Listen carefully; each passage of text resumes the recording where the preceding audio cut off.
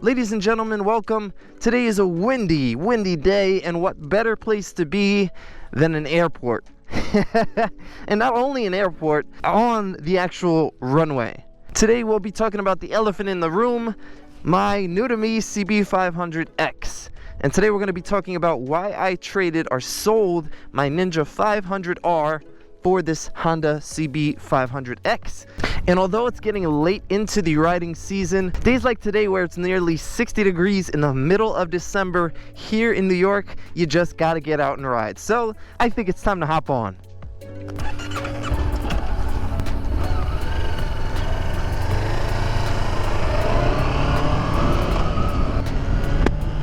Alrighty then, as Jim Carrey says best, I am absolutely loving this bike. Let me lead off with that, guys.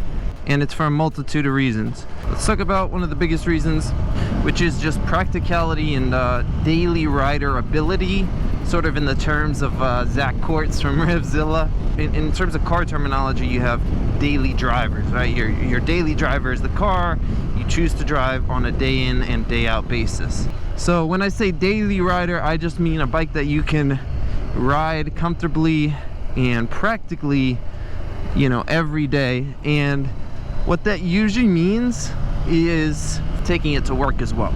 So I'm lucky in that I work literally 5 minutes away from my house. So it's not necessarily like I needed like this long touring machine, right? But I'll tell you what, having a bike this practical and this easily rideable is super useful and makes me ride more.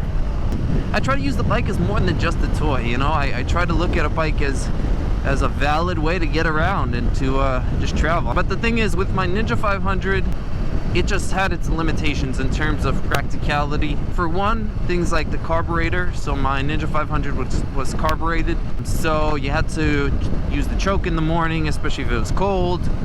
It definitely rode weird when it's first started up, and it's a little fidgety.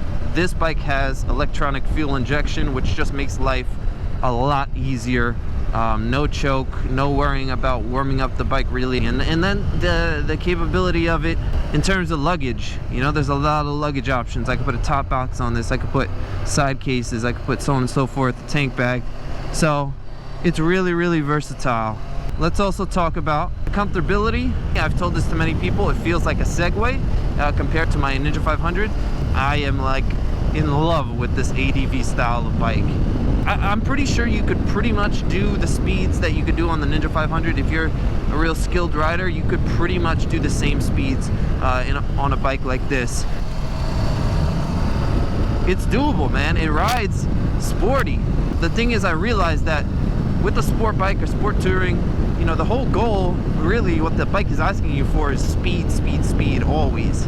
It just wants more, it just needs more, because it's a bike that can be really leaned over, and that's where it's really comfortable. But that gets old on the street. It gets boring because you can only carry so much speed through these public roads without being a numbskull. Because if you start acting crazy and pushing yourself way beyond your limits, that's exactly when people find themselves in trouble. Is when they really push themselves, especially when you push yourself on the street. Track is fine. I would love and probably still have my Ninja if there was a track nearby.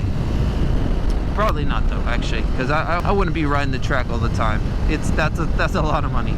Trying to take a corner faster and faster is only so much fun on the street when you can't even get close to the limits of the bike, and you shouldn't when you're on the street. So that's the thing.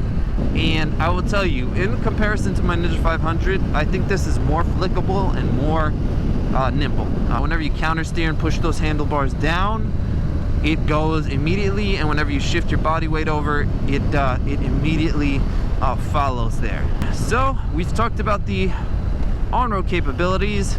Now it's time to talk about the off-road capability. And for that, we're gonna hop right over here.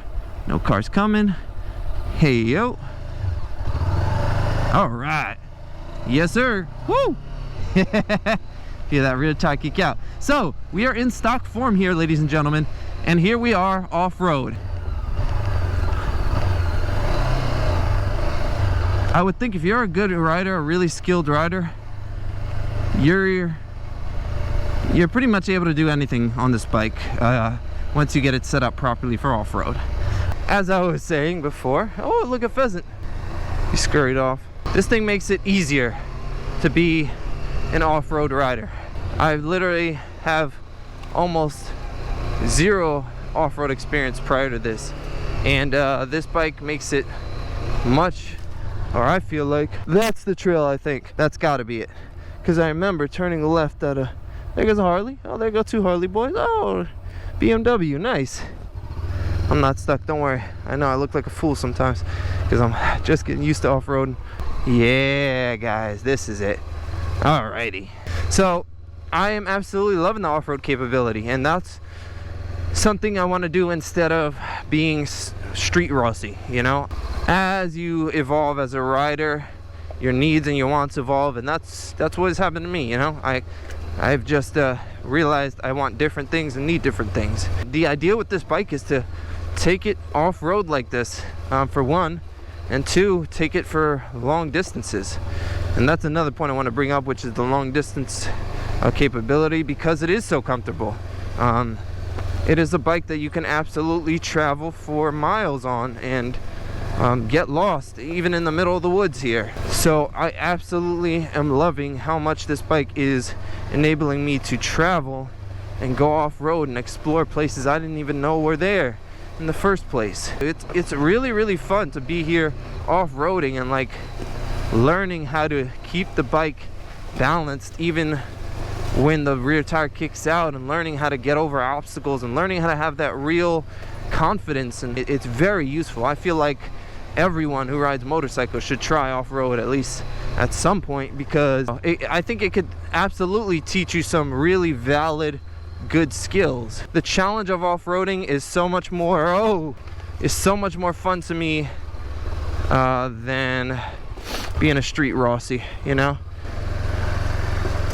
This is definitely not the trail I originally was looking for, but you know what? It's not a bad trail. It's nice and wide. So yeah, guys, this is just so much more fun to me than what street riding offers me. I feel like traveling like this makes me feel so like an accomplished motorcyclist, you know? I'll hop to the other side real quick. Oh wow. Okay, that was a big drop. I was smashing pumpkins. Look at that. Loving this bike. And do I like it more than my Ninja 500? Yes, because of the fact that I can do all this kind of riding. Alrighty, we're gonna pull her over here. I'm gonna try to get around this deep sand though. Hey, there we go. Alrighty. So that's it, ladies and gentlemen. That's all I have to say about the bike. It is awesome, I'm loving it, and it's a bike that I could see riding for years to come. So to see more videos of me and the bike, go ahead and hit subscribe, do all the YouTube stuff, and I'll see you in the next one. Peace!